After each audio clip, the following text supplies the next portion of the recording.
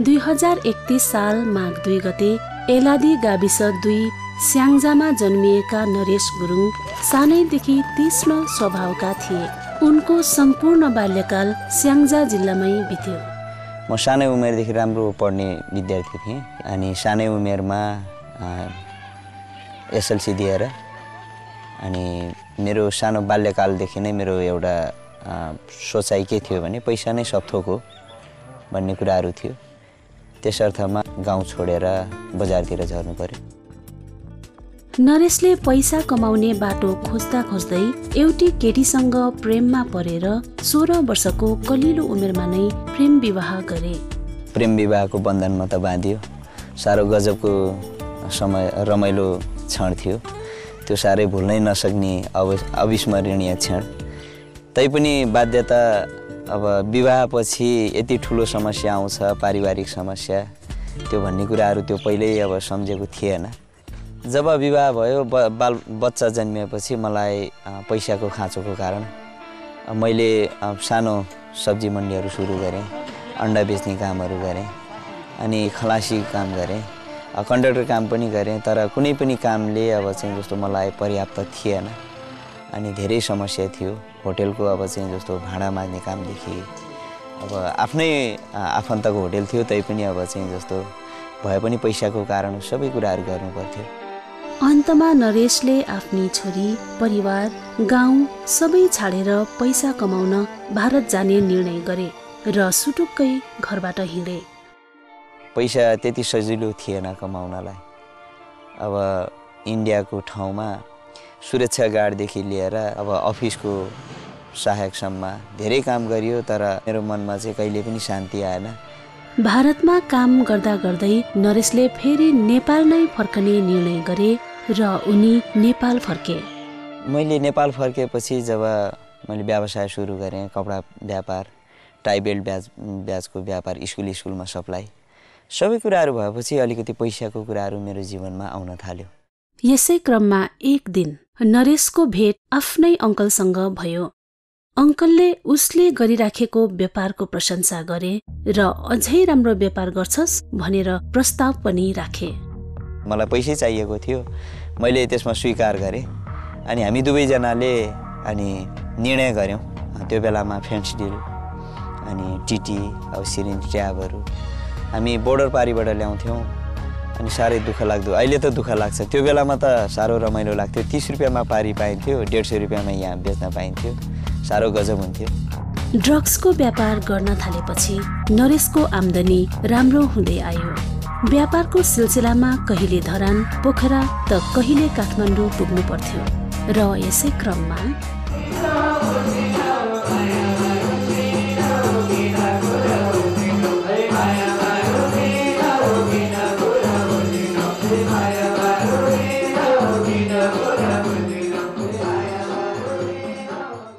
अनि पैसा त प्रशस्त भयो। पैसा प्रशस्त भएपछि डिस्को जान थाल्यौँ। साह्रो रमाइलो कुरा। अनि रमाइलो साथसाथै हामीले चाहिँ एउटा के अब चाहिँ हाम्रोमा आयो भने होइन, हामी अरूलाई मात्रै कति बेच्ने, यसो हामीले पनि कस्तो हुँदो रहेछ महसुस गरौँ भन्ने खालको चाहिँ हामी अङ्कल भतिजको चाहिँ एउटा सानो निर्णय भयो। त्यो निर्णयपछि हामीले चाहिँ त्यो सिरिन्ज हामीले पनि प्रयोग गऱ्यौँ पालैपालो। एक दिन अचानक नरेशको अङ्कलको मृत्यु भयो, जसले गर्दा नरेशलाई अझ एक्लो महसुस हुन थाल्यो। मैले बिस्तारै निर्णय गर्न थालेँ, अब मैले सबै पैसाहरू सिद्ध्याउनुपर्छ, आफैलाई पनि सिद्ध्याउनुपर्छ। अनि झन् अब चाहिँ जस्तो मेरो अवस्था बिग्रिँदै गयो। दिनकै दोहोरी जाने, दिनकै डिस्को जाने, अनि घरमा श्रीमती छ, बच्चा छ, त्यो कुराहरू मैले भुलेँ। मैले अर्को अब चाहिँ विवाह पनि गरिसकेका रहेछु। त्यो अब चाहिँ नसामा अब म जीवन अन्त्य गर्छु, मेरो कुनै उपाय छैन भन्ने क्रममा येशू ख्रीष्टलाई पाएपछि अब जीवनको आशा पलाइराखेको थियो। नरेशले येशूमा विश्वास गरेको खबर सुन्न साथ दोस्रो श्रीमतीले पनि उनलाई छाडेर गइन्। त्यस बेलासम्म तिनीपट्टिको 2 जना छोराहरू पनि भइसकेका थिए। व्यापारकै सिलसिलामा जुन घुम्ने क्रममा मैले पहिलो श्रीमतीलाई अचानक मेरो चाहिँ भेटघाट हाम्रो चाहिँ भयो। त्यति बेलामा मेरो छोरी 11 वर्षको भइसकेको थियो। अनि श्रीमती सँगसँगै अब चाहिँ जस्तो बच्चा सँगसँगै अनि फेरि अब चाहिँ मैले विश्वास गर्ने कुराहरू त्यो निरन्तर थियो। अनि पहिलो श्रीमती फेरि अब विश्वास नगर्ने, 1 वर्षसम्म अलिकति सङ्घर्ष गर्नु पर्यो। दिदीबहिनीहरूले चाहिँ आफ्नो श्रीमानहरूलाई त्यो नकारात्मक विचारले मात्रै हेर्नु हुँदैन, हामीले कतिचोटि सकारात्मक विचारहरूले उहाँको ट्यालेन्टलाई हेर्नुपर्छ अनि त्यसलाई चाहिँ बढी फोकस दिएर आफ्नो उहाँको त्यो नराम्रो कुरालाई चाहिँ दबाउने र राम्रो कुरालाई अगाडि बढाउने अनि उहाँलाई चाहिँ हौसला दिने कामहरू, असल कुराहरूमा हौसला दिने कामहरू गर्नुपर्छ। उसले पनि अब चाहिँ ग्रहण गरे अनि ग्रहण गरेपछि जब हामी 2062मा लगभग अब श्रीमान श्रीमतीले हामी बप्तिस्मा लियौँ दुवैजनाले। बप्तिस्मा लिएपछि लगतै हामीलाई चाहिँ ठुलो परिचय आयो फेरि। जस्तो पहिला जुन आफूले गर्दै नगरेको एउटा चाहिँ आरोप लाग्यो। आरोप लागेपछि मलाई चाहिँ जस्तो समातिएर म जेल जानु पर्यो। अनि जब त्यति बेला हामीसँग जब 50 रुपियाँ थिएन, 50,000 धरौटीमा छुट्ने 10 लाखको केस लाग्यो। केस लागेपछि हामी चाहिँ म चाहिँ हिरासतमा भित्र जेलभित्र, श्रीमती बाहिर, बच्चा बाहिर छ। हाम्रो बलबुद्धिले चाहिँ केही नहुने रहेछ होइन। प्रभुको इच्छा चाहिँ आज यहाँसम्म ल्याउनु, प्रभुको इच्छा र योजना भएकै कारण चाहिँ आज उहाँको यो दिनहरू सुदिनहरू छ। पहिलाको कुदिनबाट सुदिनमा फर्किनु भएको छ होइन। त्यसैले अनि म प्रभुलाई नै यसको चाहिँ प्रभुलाई नै दिन्छु। एक दिन गिदोन झुण्डको प्रार्थना सम्मेलन हुँदै गर्दा नरेश र उनकी श्रीमतीलाई सेवकाईको दर्शन मिल्यो अनि त्यसबारे उनीहरूले पास्टरसँग परामर्श लिए। लगभग 1 हप्तापछि नै हामी चाहिँ जस्तो सेवाको लागि अभिषेक भएर यो ठाउँमा आएको पिठुवा 1मा। अनि त्यो बेलामा हामीसँग केही पनि थिएन, एउटा साइकल थियो अनि 3 जना अब चाहिँ जस्तो परिवारको सानो एउटा सुटकेसमा कपडा अनि भाँडो कुँडाहरू पनि थिएन, ओड्ने ओछ्याउने पनि थिएन। वैशाखमा हामी सेवामा सुरु गरेको। अषाढमा रक्तदान कार्यक्रम थियो अनि दुवैजनाले रक्तदान गऱ्यौँ। रक्तदान गरेपछि रक्तदान त गरियो, साथसाथै अब चाहिँ जस्तो एउटा दुःख लाग्दो कुरा पनि थाहा भयो।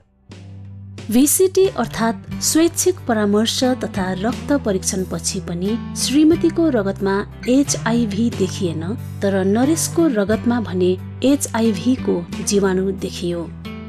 त्यो बेलामा मलाई एकदमै अचम्म लाग्यो। एक किसिमले आकाश नै मेरो माथि खस्या जस्तो पनि लाग्यो। यो कसरी हुन सक्छ, हुनै सक्दैन भन्ने खालको कुराहरू पनि मेरोमा आयो।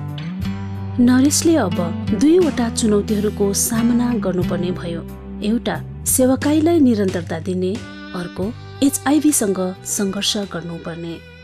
प्रभु भला हुनुहुन्छ, कारण प्रभुले मलाई बलको कुराहरू, सामर्थ्यको कुराहरू दिनुभयो। मेरो दुर्बलतामा नै उहाँले सामर्थ्य प्रकट गर्नुभयो, त्यसकारण म प्रभुलाई धन्यवाद दिन्छु।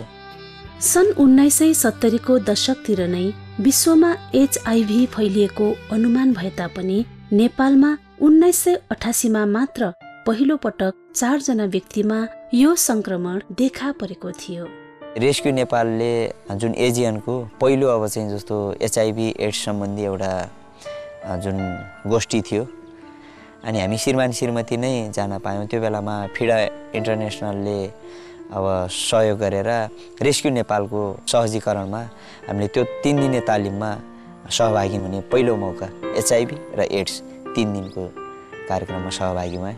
त्यसपछि लगतै अब चाहिँ जस्तो मार्था नवजीवन यतापट्टि FHI, छाहारी महिला समूह, सक्रिय सेवा समाज, क्याप नेपाल, विभिन्न अरू संस्थाहरूले पनि मलाई तालिमहरूमा चाहिँ सहभागी हुने, उत्साह दिने, प्रेरणा, जीवनमा चाहिँ आशाका कुराहरू त्यो संस्थाहरूबाट, तालिमहरूबाट मैले पाउन सकेँ। हाल नरेशले HIV र एड्स सम्बन्धी गोष्ठी तथा तालिमहरूका साथै जनचेतनामूलक सेवाहरू गरिरहेका छन्।